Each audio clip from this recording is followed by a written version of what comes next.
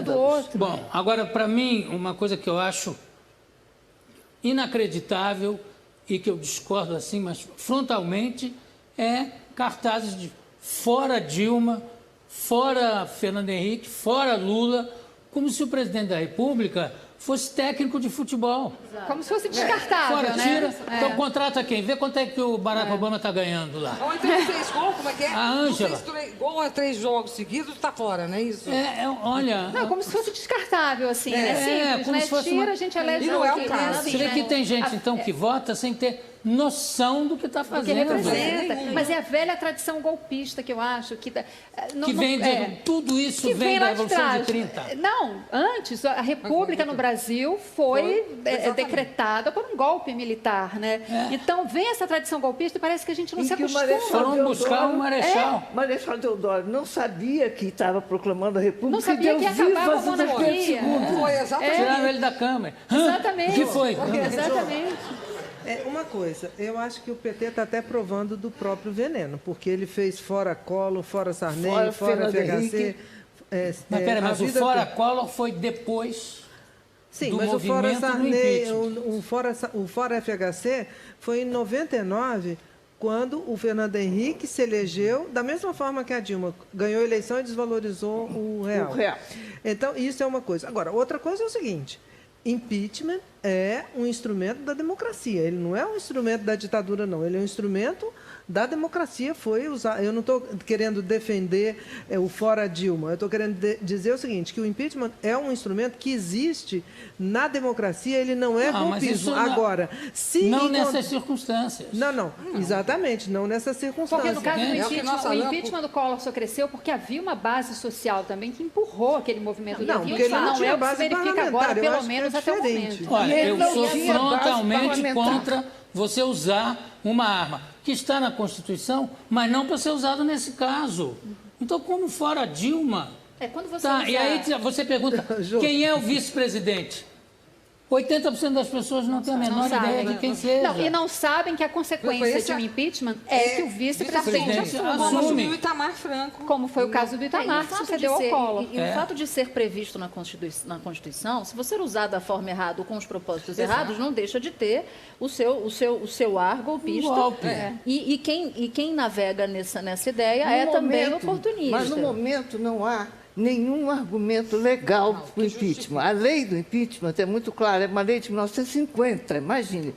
É uma lei muito clara, ela cita os argumentos legais para se iniciar o processo de impeachment. E ainda não existe. Você que é historiadora, também que democracia, que estabilidade é a nossa de fazer 2 impeachments em 20 anos? Quer dizer, é um recorde mundial, Os né? americanos fizeram um no século XIX, em que o presidente Andrew Jackson ganhou no Senado por um voto, e fizeram um no século XX, com Bill Clinton, que chegou a ser empichado pela Câmara e ganhou no Senado.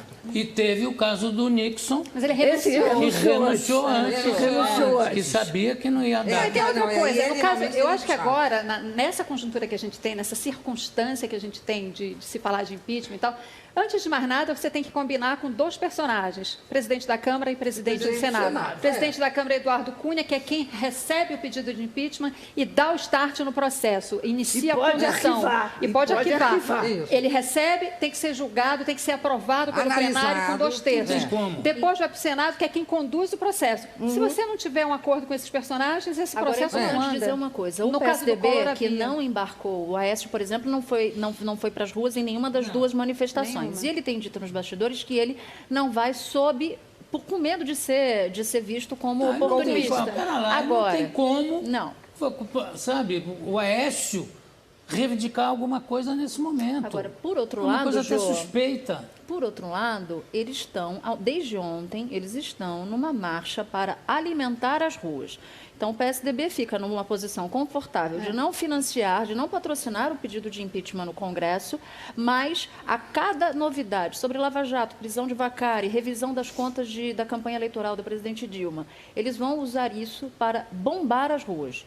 Então, em algum momento... Alimentaram o protesto. Alimentaram o protesto. É a velha estratégia de deixar o governo sangrando, né? Gente, não é a primeira falar em vez, sangrando, não é a primeira vez no que essa protesto de estratégia é hoje, usada. nos protestos de hoje, agrediram um trabalhador às 4 ou 5 horas da manhã em Porto Alegre que queria...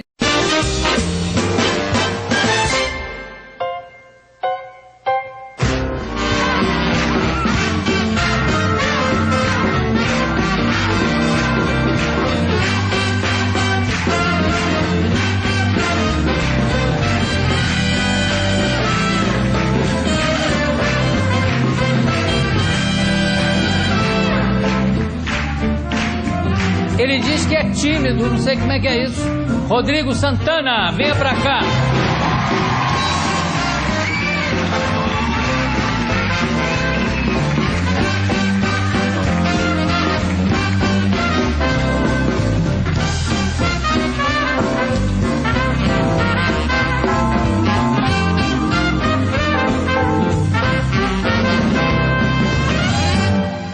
O que você tanto olhava? Eu tava olhando minhas coisas aqui que eu já deixei separado. Queria dizer que eu sou teu fã, Jô. Obrigado, obrigado. Eu fico nervoso já, porque você é o cara. Ah, que é isso? Eu sou o cara, tá vendo? Eu pensei que era o Lula, não é só Eu não eu. falo agora, depois eu não falo que eu fico tímido. Você acredita que eu nunca falei isso pro Chico Anísio? Ele grava, às vezes ele chega, eu fico super... Aí eu me escondo, sem sacanagem, eu vou pra um canto, eu fico assim, eu falei, cara, eu acho ele... Assim, vocês, né, são meus mestres aí, obrigado. Puxa, que Pô. pena isso. Tem o Chico Anísio também aí, mas... De qualquer maneira, obrigado. Ah, o que a sua mãe dizia quando você falou em ser ator? Com essa cara, filho, tu vai fazer o quê na televisão? Só se for bandido, policial ou porteiro, né? Falava assim mesmo? Eu tenho esse problema de já nascer pardo, né? E pardo tu não tem nem história, né?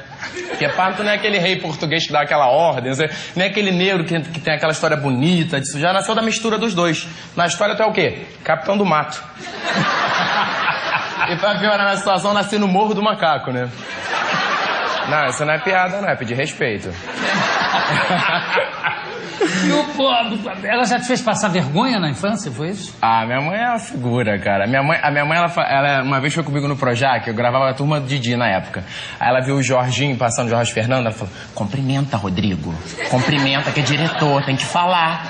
Eu falei, mãe, não vou falar, a pessoa não me conhece, vou falar pra quê? Eu super envergonhado. Ela falou, pá. Aí eu fiz assim pro Jorginho. E sabe quando a pessoa passa o olho por você e não te vê? Sim. Eu fiz assim...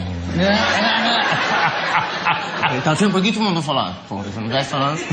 Passou direto. É, e ele é um querido comigo hoje em dia, ele fica me parabenizando pelo Zorro, é super fofo. E você comigo. conta pra ele esse negócio da mãozinha? Eu nunca contei hoje, se ele estiver vendo, ele vai estar sabendo disso hoje. Eu espero que esteja vendo. Ah, Jorginho, ele fez assim pra você, você não... E a outra que eu também admiro pra caramba, que era suburbano. Já essa lista já tá insuportável.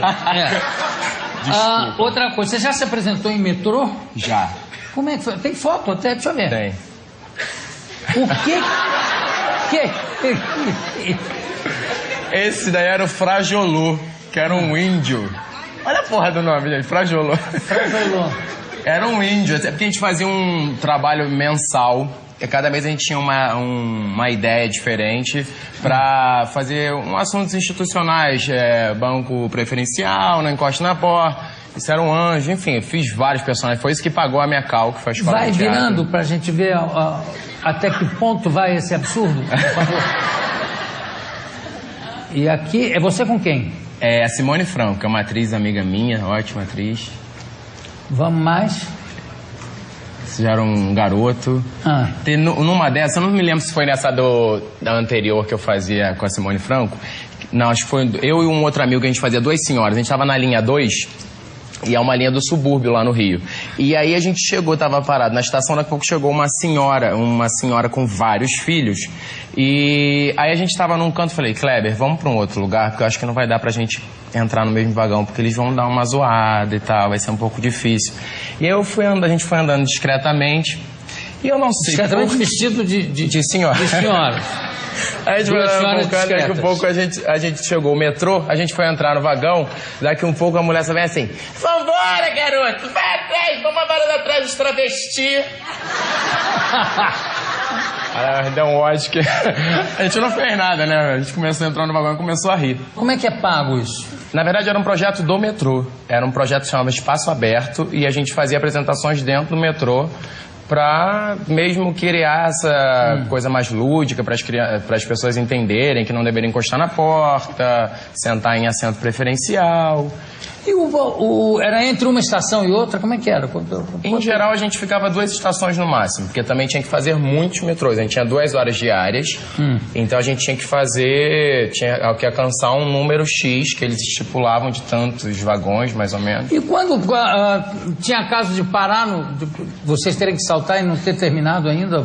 Não, a gente... Ou gente que ficou para ver e passou da estação? Sim. Sim, umas pessoas já... Porque a gente começou a ficar conhecido, a gente fez esse projeto durante 2 anos, e como geralmente eram os mesmos horários, acabava que a gente pegava as mesmas pessoas dentro do vagão, né? Aí tinha que trocar o roteiro também, né? Sim, todo mês a gente mudava o personagem. O que aconteceu? Como é que foi a primeira vez que você se hospedou num hotel de luxo? Foi quando eu comecei a fazer a turma do Didi. E eu nunca tinha ido para um hotel assim mais refinado e tal.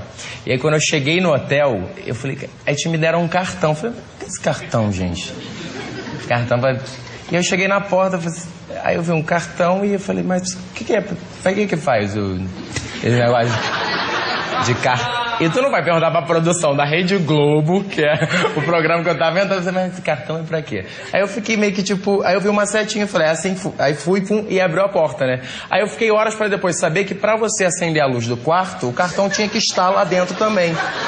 E eu falei, gente, não tá funcionando essa porra desse cartão aqui. Aí eu descobri também.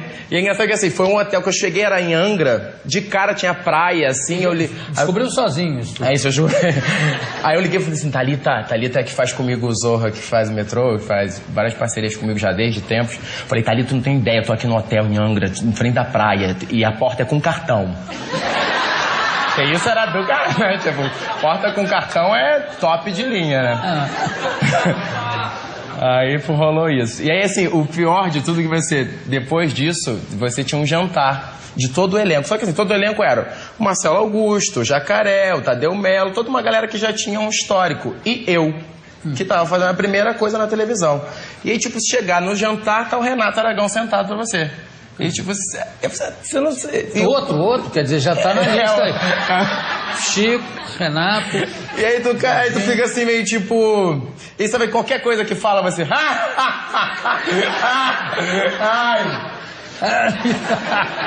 Já acabou, você continua, né? A pessoa sem saber se é engraçado ou não. É, pra ser o simpático, né? Tipo, vamos ser sem que ser simpático sempre funciona. Que tipo de situação barra pesada mesmo você tinha que enfrentar? Na época da infância... Não, na época da infância... É verdade essa história do Morro do Macaco. Então, assim, tinha uma coisa de tiroteio, né? Às vezes. E aí, assim, a gente ficava embaixo esperando pra poder subir a rua, porque tava rolando tiroteio. Mas, assim, eu te confesso que eu achava engraçado. Na época, eu não achava barra pesada. Tranquilo. Não, sério, porque, assim, era engraçado porque você ficava meio que... Era um grupão, não era só eu sozinho que ficava esperando...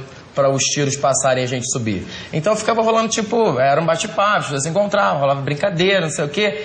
É a pausa, vambora! Sobe todo mundo, entendeu? Tipo... Entre uma bala e outra. Entre uma bala e outra.